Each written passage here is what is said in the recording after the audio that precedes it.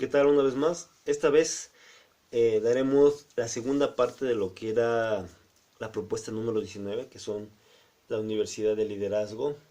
Nos habíamos quedado habíamos terminado con el séptimo semestre acerca de la explicación de este, y ahora veremos el octavo semestre, que sería ya un nivel doctorado. Hago una aclaración previa. Los semestres yo puse semestres y puede variar el tiempo, puede ser inclusive hasta un año, porque habrá materias que requieran muchísimo más tiempo. Entonces el semestre es aproximado, ya sería cuestión de los expertos detallar el tiempo que se requiere y el momento de desarrollar la materia, cuánto tiempo se ocuparía. Entonces esta aclaración es para que no se tome tan literalmente semestre. Volvemos al punto, que sería el número 8, que sería práctica y uso de lenguas nativas no oficiales. Entre paréntesis, bueno, las más populares sería de la República Mexicana. Estamos hablando que una persona debe de tomar en cuenta cada una de las lenguas, lógicamente para hablarlas y también para escucharla. Hay mucha gente, desgraciadamente, no conoce mucho de lengua de nativa. Inclusive hay gente que vive en Chiapas, y no porque viva en Chiapas significa que hable tal lengua, habla tzotzil, supongamos. A veces se habla el español porque es la lengua predominante, la lengua oficial, y se le resta cierta importancia a las lenguas nativas. Entonces es muy importante tomarlas en cuenta o en consideración, porque desgraciadamente los lingüistas lo que llegan a hacer es, un buen lingüista trata de buscar la similitud más próxima. Pero antiguamente estos lo que hacían era la palabra más similar, y no redundaban mucho, no hacían mucha investigación, y lógicamente hay palabras que no tienen un significado como tal en la lengua que uno habla, por ejemplo en el español. Eh, entonces este tipo de cuestiones se va perdiendo. Hay palabras que tienen un significado muy profundo en una región, y cuando se traduce a una región diferente, pues no se entiende, ¿no? Entonces es muy importante poder hablar las lenguas no oficiales. Estamos hablando, por ejemplo, aquí en México, la lengua no oficial, la lengua oficial es el español. La lengua no oficial serían las lenguas indígenas, o que son endémicas de este país. El náhuatl, que sería la lengua indígena más predominante a nivel nacional, se le llama predominante no por la importancia de esta, sino por la cantidad de gente que la habla. Por ejemplo, hay lenguas que muy poca gente la habla. Sin embargo, no porque la gente no conozca mucho de esto, o no haya muchas personas que hablen tal cual lengua o tal cual idioma, significa que no sea tan importante. Simple y sencillamente es de menor rango en cuanto a publicidad, o en cuanto a hablar. Entonces vamos a conocer que es muy de suma importancia tratar de hablar lenguas no oficiales para comprender lógicamente y a darle atención a las personas que hablan ese tipo de idioma.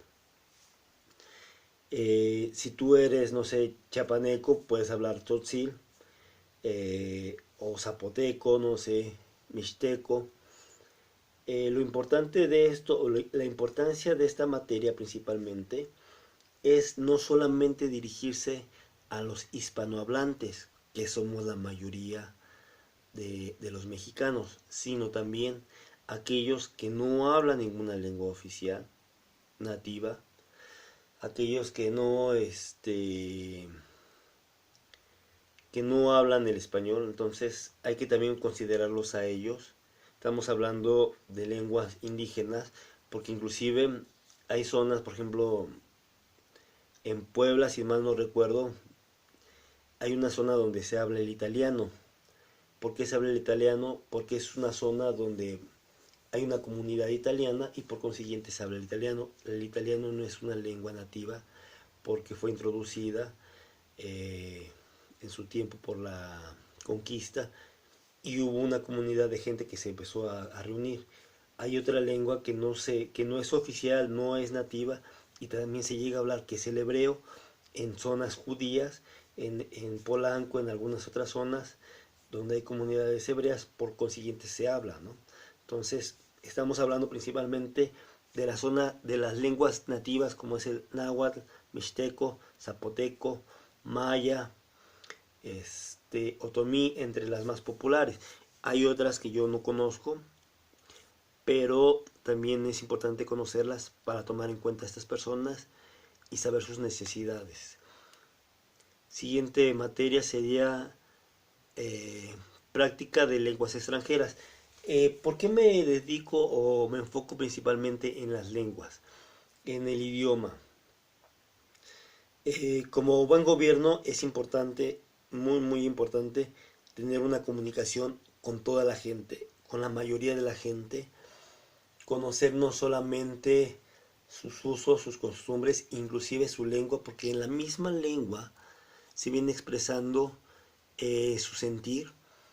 Hay palabras, por ejemplo, en náhuatl, el tlaxocamati, que tú lo ves y dices, o lo oyes y dices, pues es gracias, ¿no? Y lo traduces como gracias. Sin embargo, tiene un fondo un poquito más amistoso que el tan famoso gracias aquí en México, ¿no? En el español.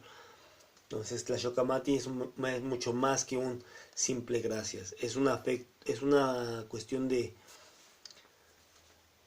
fraternidad, es una cuestión muy cariñosa. El náhuatl es una de las lenguas un poquito más amorosas. Yo lo he visto de esta manera cuando estudias sus raíces, sus palabras.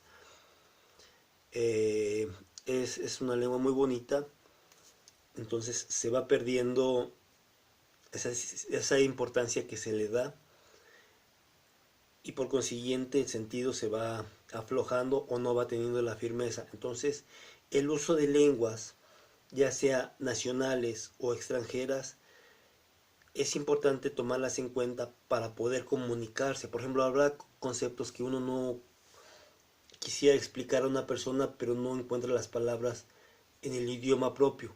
Pudiera encontrarla en el idioma de la gente que va a hablar, con la que va a hablar. Si yo voy a Yucatán y de pronto quisiera algún concepto que se pareciera a lo que yo trato de querer hablar, pues lógicamente puedo apoyarme en alguien que me diga, ¿sabes qué? Existe esta palabra, o lo que más se le asimila es esta palabra. Entonces es muy importante que como líder puedas comunicarte, si no con todos, por lo menos con la mayoría de gente, en el lenguaje que la gente habla, para poder entender sus necesidades, entender el que necesita, el que no necesita. Entonces, ya sea a nivel nacional, como habíamos dicho, o a nivel extranjero, porque inclusive aquí en México existen lenguas como el hebreo que se habla en comunidades judías, el italiano que se habla en una parte de Puebla, en la zona de Chipilo, y en otras zonas se hablan lenguas extranjeras, que es importante también hablarla para considerar ese tipo de personas. Siguiente materia, bueno, siguiente punto sería el funciones presidenciales. Ya estamos hablando que a este punto ya vemos lo que es la cuestión un poquito más compleja. Ya la persona que tenga este tipo de o esta materia concluida ya tendría la posibilidad o la oportunidad de poder ejercer la presidencia. ¿Por qué? Porque ya comprendería más y mejor lo que sería qué es ser presidente, qué se debe de hacer, qué no se debe de hacer, cómo están constituidos más a fondo las instituciones gubernamentales y todo ello. ¿Para qué? Para que haya una consistencia y ¿cómo se dice? Continuidad en los proyectos, para que no llegue un nuevo presidente y deshaga y haga una cosa a su manera, ¿no? Sino que haya una continuidad en el trabajo y por consiguiente haya mejor oportunidades, no se pierda, porque hay muchos proyectos muy buenos de algunos presidentes que de pronto se pierden y llegan otros y dicen, no, no, eso es del partido viejo y este es el partido nuevo, vamos a hacer esto. Entonces, saber cuáles son las funciones presidenciales, cómo darle continuidad a los proyectos ya existentes, cuándo se debe de quitar un proyecto, porque hay proyectos que no sirven de plano y hay que eliminarlos, y cuándo sí se puede dejar algunos o mejorar otros. Y lógicamente la experimentación de liderazgo en una zona marginada. Estamos ya hablando del servicio social, como en todas las carreras existe un servicio social y ahí ya se experimentaría lo que es el liderazgo. Para poder liderar es importante saber escuchar, saber oír. Uno nunca enseña lo que no ha aprendido. Primero aprendes y después enseñas. Aún, por ejemplo, yo que he tenido la oportunidad de ser educado bajo los pies del Todopoderoso, en el aspecto de que muchas de las cosas que yo he aprendido lo he analizado, lo digo abiertamente, yo no he necesitado maestros físicos que me digan, debes de hacer esto y por aquello. Hay gente que explica y habla, pero al final es el Altísimo quien me revela si es verdad o es mentira. Él guía mis pasos y él guía la forma de pensamiento.